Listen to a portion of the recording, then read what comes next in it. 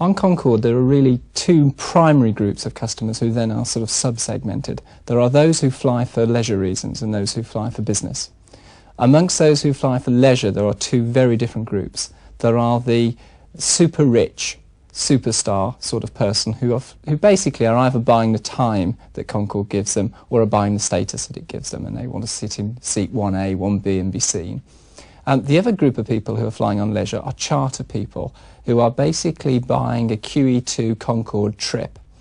And they're a one-off, once-in-a-lifetimers who are going to sit there, have a fantastic flight, drink the champagne, take pictures of everything that they see. So you've got two very different groups of leisure passenger.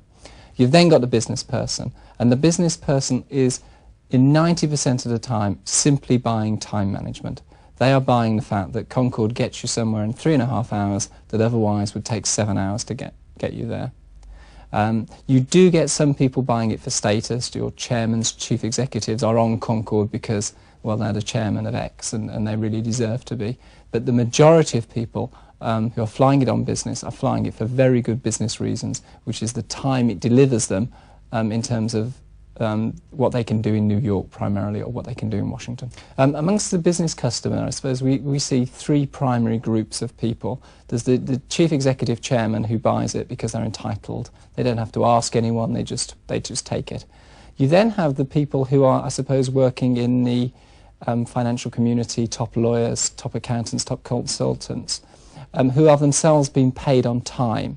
And so that there is a clear rational argument for buying Concorde because of how it uses their time as individuals.